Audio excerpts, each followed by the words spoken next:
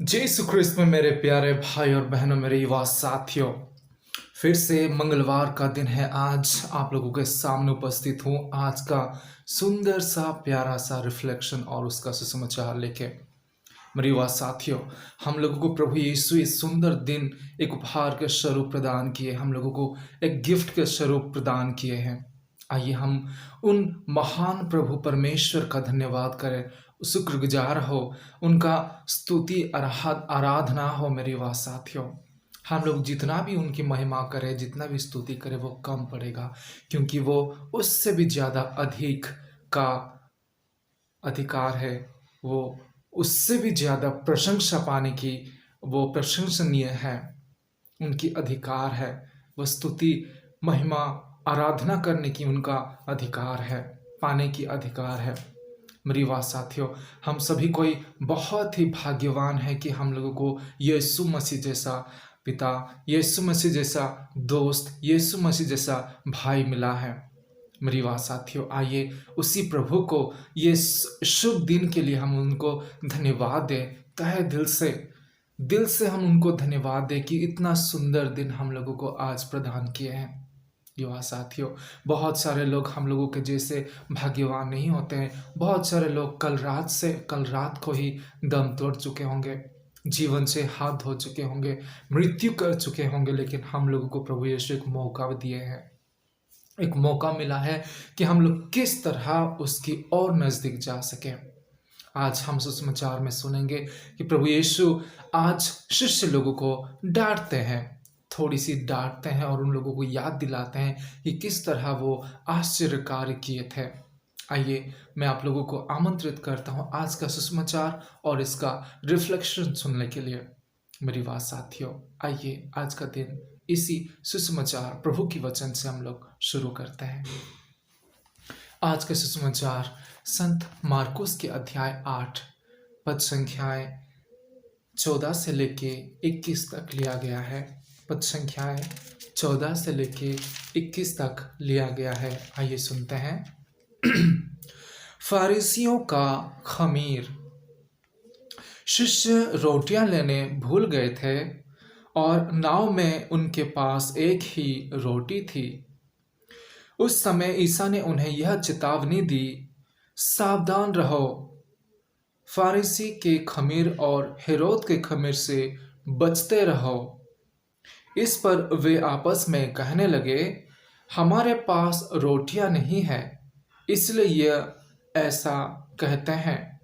ईसा ने यह जानकर उनसे कहा, तुम लोग यह क्यों सोचते हो कि हमारे पास रोटियां नहीं है, इसलिए यह ऐसा कहते हैं।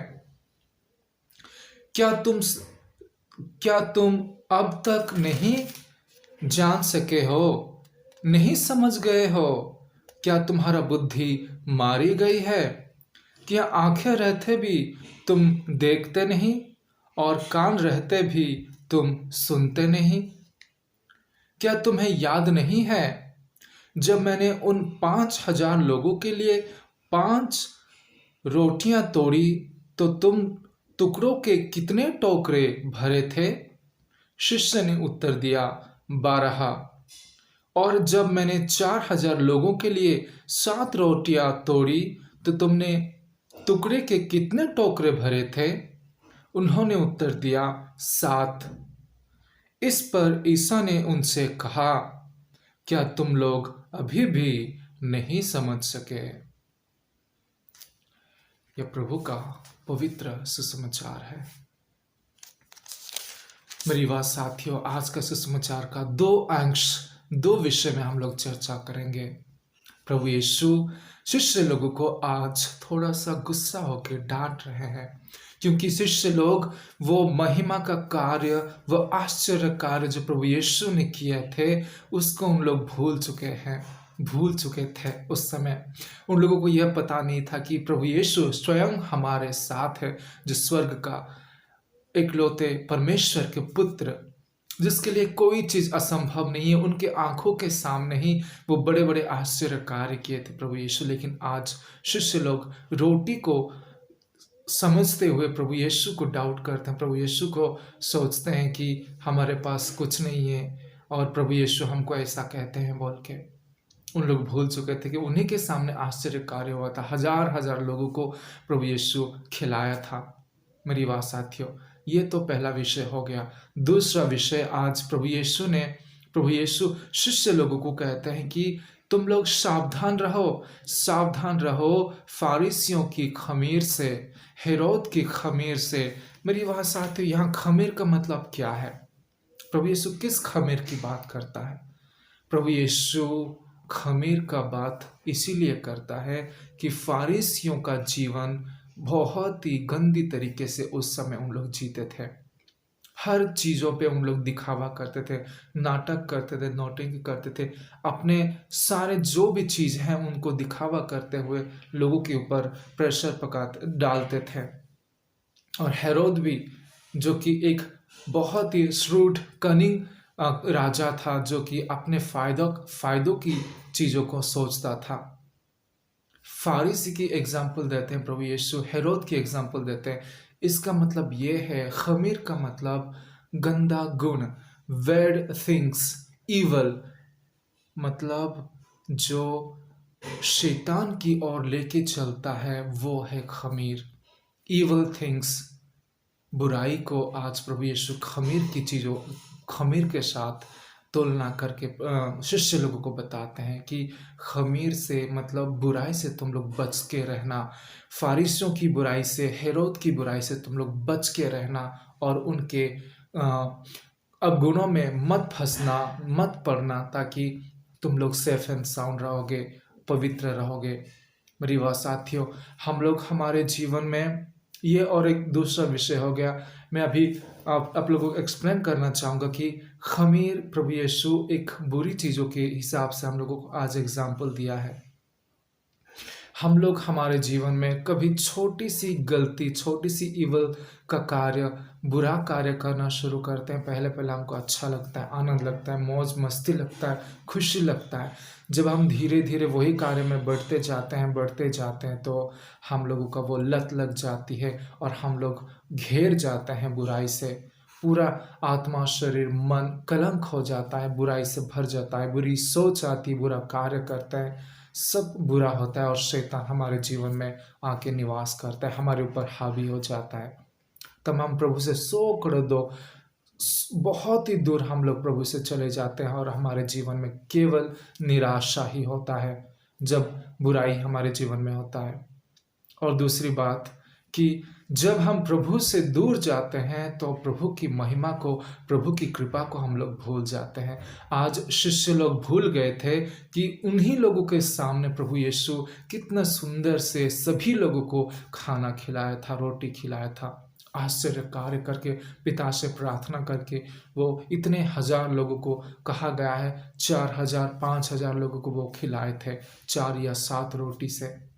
उनके सामने ही सब कुछ हुआ था, लेकिन उन लोग भूल गए थे उनकी महिमा को, ईश्वर प्रभु यीशु की महिमा को भूल गए थे, उनका आश्चर्य कार्य को भूल गए थे। और आज हम लोग डिस्कशन कर रहे हैं, विचार कर रहे हैं कि हमारे पास रोटी नहीं है इसीलिए प्रभु यीशु हमको डांट रहे हैं। लेकिन ऐसी बात नहीं है। प्रभु यीशु उन लोगों को बस रिमाइंड करना चाहते हैं, याद दिला देना चाहते हैं कि तुम लोगों के साथ, तुम लोगों के पास मैं हूं जो कि स्वर्ग की रोटी है, अनंत जीवन का मैं स्रोत हूं। तुम लोग भूल गए हो कि तुम लोगों के सामने में महिमा का कार्य किया था। मेरे प्यारे युवा साथियों, हमारे जीवन में प्रभु यीशु कितने सारे अच्छे कार्य करते हैं, कितने सारे महिमा का कार्य करते हैं, आश्चर्य कार्य करते हैं। जब हम फंसे रहते हैं, बुराई में डूबे रहते हैं और हर प्रकार की परेशानी में रहते हैं, तब हम प्रभु को बुलाते हैं तो वो हमारा सहारा बनते हैं, हमको आगे लेके चलते हैं। जब उनकी महिमा हमारे जीवन में प्रकट होता है, उनकी आशीष कृपा हमारे ऊपर आता है और हम अच्छे राह पर चलना शुरू करते हैं और आनंदित होकर जब जीवन शुरू करते हैं। लेकिन धीरे धीरे यही महिमा जो प्रभु यीशु, यही कृपा, यही आशीष हमारे ऊपर जो बरसाए थे, उसी को हम लोग भूलते जाते हैं, उसकी महिमा करना भूलते जाते हैं, उसको धन्यवाद देना भूलते जाते हैं, जैसे कि आज शिष्य लोग भूले हैं। उनका आश्चर्य कार्य जो हुआ था। हम लोग हमारे जीवन में प्रभु को हमेशा धन्यवाद देना चाहिए, कृतज्ञता हमेशा उनको दिला देना चाहिए। हमेशा हम लोग उदार मन से, प्यार से भरपूर होकर उनकी महिमा स्तुति करना चाहिए। हम लोग उनका ब्लेसिंग्स को, उनकी स्तुति को, उनकी जितने भी आशीष और कृपा है वो प्रदान करते हैं, हम लोग भूल जाते हैं। जब मिलता है तो हम लोग खुश हो जाते हैं, धन्यवाद देते हैं, लेकिन धीरे धीरे हमारा जीवन को गलत की ओर लेके चलते हैं और हमारे लाइफ में आशीष और कृपा कम होते जाती है, क्योंकि हम लोग भूल जाते हैं कि हम लोग उसी परमेश्वर, उसी प्रभु यीशु का चेले हैं, शिष्य हैं, संतान हैं, जो हमारे मुक्ति के लिए स्वर्ग राज्य छोड़ के इस दुनिया में आया था और हम लोगों के लिए बलिदान हो गया था। मेरी बात साथियों, हम लोग आज मंगलवार है, कल हम लोग राख बुधवार में हम लोग प्रवेश करेंगे। मेरी बात साथियों, आइए खुद को हम लोग प्रिपेयर करें, अपने जीवन को प्रिपेयर करें, ताकि इस चालीसा में, इस लेंट का सीजन में हम लोग खुद को अच्छी तरह से प्रभु के लिए, प्रभु के साथ, प्रभु में जीने के लिए हम लोग कोशिश कर सके, पाप को त्याग कर सके। मन और हमारे चिंताधारा, हमारे शारीरिक, हमारे आत्मिक जितने भी चिंता है, जितने भी आत्मिक तौर से हम लोग कार्य करते हैं, सोचते हैं, समझते हैं, जीवन बिताते हैं, उन सभी को शुद्ध करने का समय आ गया है। पाप को परित्याग करने का समय आ गया है। मेरी बात साथियों, ये हम लोगों के लिए वेकअप कॉल है, चेतावनी है कि हम लोग किस तरह प्रभु के साथ जुड़ जाएं, दुनिया की रंग रलिया को छोड़ के, पाप कार्य को छोड़ के, मौज मस्ती को छोड़ के प्रभु के पास आ सके और उसके साथ हम लोग अपना पवित्र जीवन को बिता सके, पवित्र होके।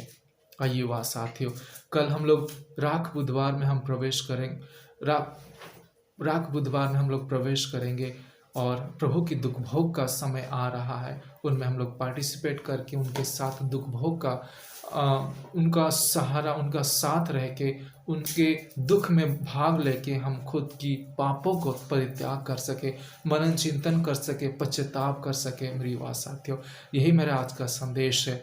आप लोगों को प्रभु परमेश्वर कृपा प्रदान करे। मेरी बात साथियों, प्रभु की ओर आ जाइए, दुनिया की रंग रलिया, मौज मस्ती को छोड़ दीजिए। प्रभु हम लोगों को बुलाता है मुक्ति देने के लिए, पवित्र बनाने के लिए, अनंत जीवन देने के लिए।